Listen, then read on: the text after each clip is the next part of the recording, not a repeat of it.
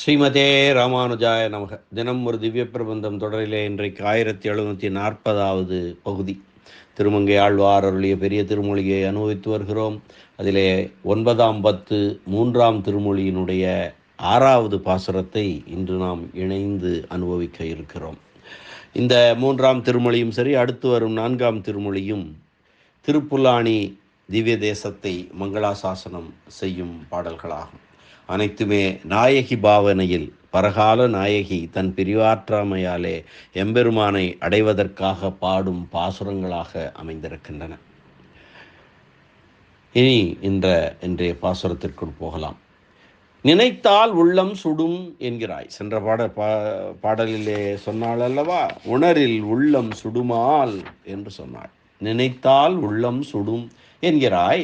அவனுடைய அழகிய பண்புகளை நினைத்தவாறு இருந்தால் அவன் வருவான் என்று தெளிந்திருக்கலாம் என்று நெஞ்சு தேற்றுவதற்கு முயல, எம்பெருமானுடைய அழகிய பண்புகளும் என்னை அவன் காட்சிக்கு தூண்டுதலாலே திருப்புல்லானிக்கு போனாலொழிய என் துயர் தீராது என்று இந்த பாடலிலே குறிப்பிடுகிறாள் பரகால நாயகி. பெருமானது அழகு குணங்கள் இவற்றை நினைத்தால் இந்த ஆசை அவனிடம் சென்றால் அல்லது தீராது என்கிறாள். எழுகி நெஞ்சே நினைந்து இங்கு இருந்து என் எழுகி நெஞ்சே நினைந்து இங்கே இருந்து என் தொழுதும் எழு வள்ளல் மாயன் மணிவண்ணன் எம்மான் மருவும் இடம் கள்ளவிழும் மலர்காவியும் தூமலர் கைதையும் புள்ளும் அள்ளல் பழனங்களும் சூழ்ந்து புல்லானியே என்பதுதான் இன்றைய பாசுரம். எழுகி என்றால் உருகி, நெஞ்சே உருகி அவனையே நினைந்து இங்கேயே இருந்து என்ன பயன், அதனாலே தொழுதும் எழுவா திருப்புல்லானிக்கு செல்வோம், அவனை தொழுது எழுவோம். வள்ளல் மாயன் மணிவண்ணன் எம்மான் மருவுமிடம் கள்ளவிழும் மலர்காவியும் தூமலர் கைதையும் புள்ளும் அள்ளல் பழனங்களும் சூழ்ந்து புல்லானியே. எம்பெருமானை நினைந்து ஈடுபட்டு உருகி இங்கிருப்பதனாலே என்ன பயன்? வள்ளல் மாயன் மணிவண்ணன் கொடையாளியும் வியக்கத்தக்க செயலும் நீலமணி நிறத்தவனுமாகிய அவன் எம்மான் மருவுமிடம், அவன் விரும்பிய எம்பெருமான் விரும்பி இருக்கக்கூடிய நிலையாக இருக்கக்கூடிய இடம் எது, எப்படி இருக்கும்? புல்லானி எப்படி இருக்கும்? கள்ளவிழும் மலர்காவியும் தேனை வெளிப்படுத்தும் பூக்களை உடைய செங்கழு நீராலும் தூமடல் கைதையும் புல்லும் வெள்ளிய மடல்களை உடைய தாளை, கைதை என்றால் தாளை, தாளையாலும் பறவை இனங்களாலும் அள்ளல் பழனங்களும் சூழ்ந்த புல்லானியே. சேற்று வயல்களாலும் சூழப்பட்ட திருப்புல்லானியே, அதனை சென்று தொழுவோம் எழு என்கிறாள் தலைவி. எழுகி நெஞ்சே நினைந்து இங்கிருந்து என் தொழுதும் எழு வள்ளல் மாயன் மணிவண்ணன் எம்மான் மருவுமிடம் கள்ளவிலும் மலர்காவியும் தூமலர் கைதையும் புள்ளும் அள்ளல் பழனங்களும் சூழ்ந்து புல்லானியே. சூழ்ந்த புல்லானியே என்று இருக்க வேண்டும், சூழ்ந்து என்று இருக்கிறது. சூழ்ந்த புல்லானியே.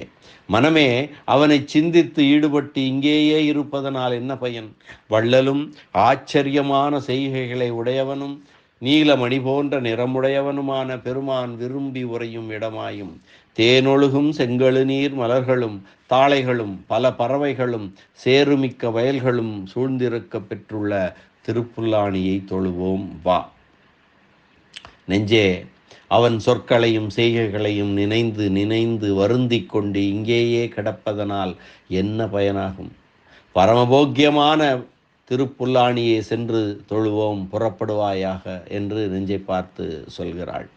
சம்சேஷித்த சமயத்திலே, கலவி நடந்த சமயத்திலே அந்த பிரான் தனது திருமேனியை பூர்ண அனுபவ போக்கியமாக சர்வ ஸ்வதானம் செய்தபடியை உத்தேசித்து வள்ளல் என்றாள்.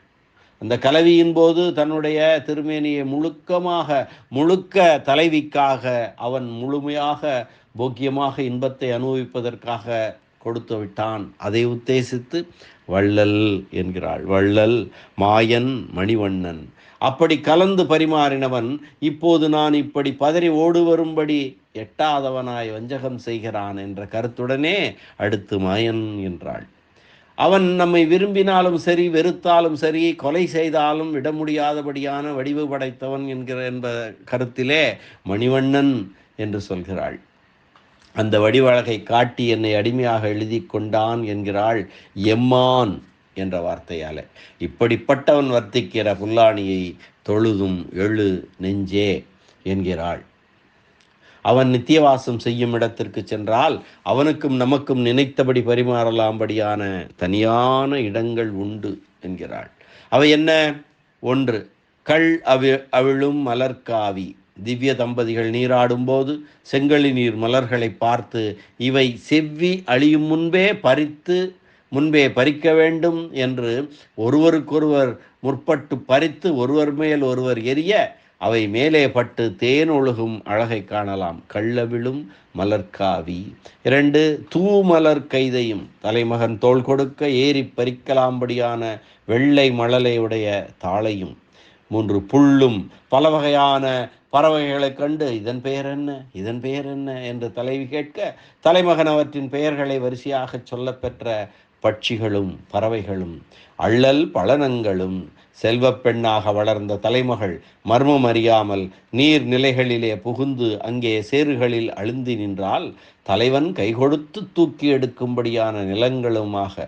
இப்படிப்பட்ட வாய்ப்புகள் அமைந்த திருப்புல்லாணியை தொழுவோம் என்கிறாள் பரகால நாயகி. இனி இந்த பாசுரத்திற்கான வியாக்கியான சக்கரவர்த்தி பெரியவாச்சான் பிள்ளையினுடைய உரையினை பார்க்கலாம். எழுகி நெஞ்சே நினைந்து இங்கு இருந்து என் ஈடுபட்டு நினைக்க வேண்டும்படியான இந்த இடத்திலேயே இருப்பதனால் பயன் என்ன? எம்பெருமானை பற்றி நினைக்கத் தொடங்கினால் அவனுடைய ஒவ்வொரு பண்பும் எப்படிப்பட்டது என்று எண்ணச் செய்கின்றது, மயக்கம் அடையச் செய்கிறது. தொழுதும் எழு. நினைத்தல் தொடங்கி எத்திரம் என்று எண்ண வேண்டும். எப்படி என்று எண்ண வேண்டும். இந்த இடத்தை விட்டு உடலால் செயல்படும் திருத்தலம் நோக்கி நீ என்னுடன் வருக.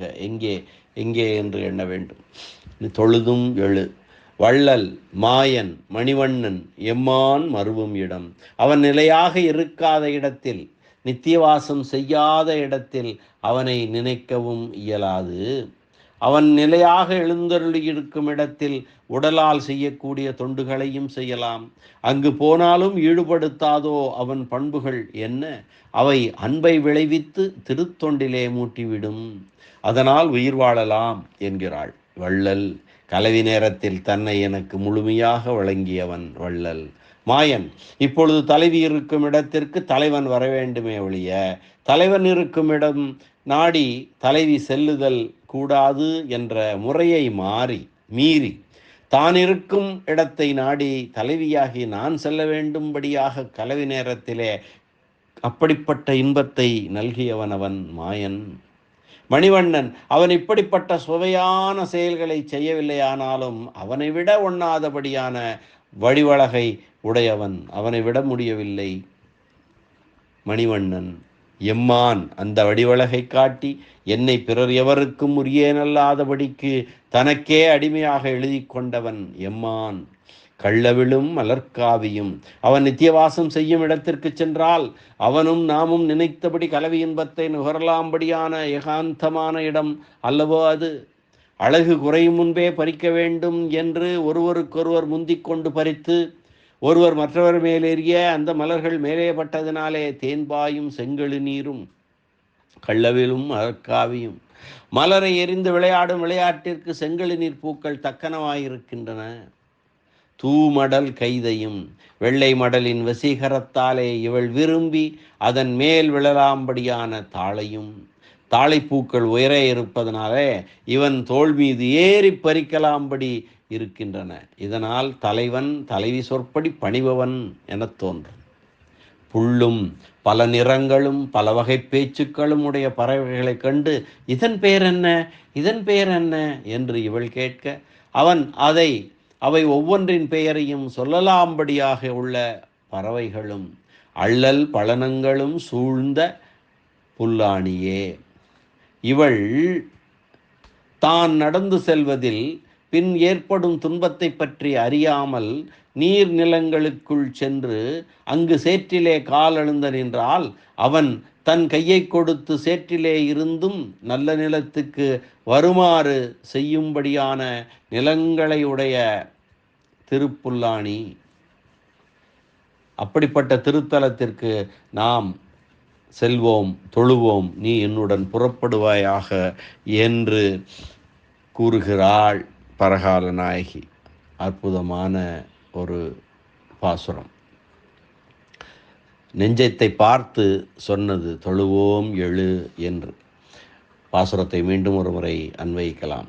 ஏழ்கி நெஞ்சே நினைந்து இங்கிருந்து என் தொழுதும் எழு வள்ளல் மாயன் மணிவண்ணன் எம்மான் மருவுமிடம் கள்ளவிழும் மலர்காவியும் தூமடல் கைதையும் புல்லும் அள்ளல் பழனங்களும் சூழ்ந்த புல்லாணியே செல்வோம் வா என்று அழைத்த இந்த பாடல், இந்த பாசுரம் அற்புதமான பாசுரம்.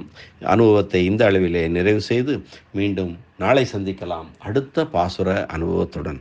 நன்றி, வணக்கம். ஸ்ரீனிவாச வெங்கடேச ராமானுஜதாசன் திருவரங்கம். திருப்புல்லாணி எம்பெருமான் ஆதி ஜெகநாத பெருமான் திருவடிகளே சரணம். அரட்டமுக்கி அடியார் செய்யும் கலிகன்றி கலியன் திருமங்கையாழ்வார் திருவடிகளே சரணம். வியாக்கியான சக்கரவர்த்தி உரைப்பெருமன்னர் பரமகாருணிகர் பெரியவாச்சான் பிள்ளை திருவடிகளே சரணம். ஆழ்வார் எம்பெருமானார் ஜீயர் திருவடிகளே சரணம்.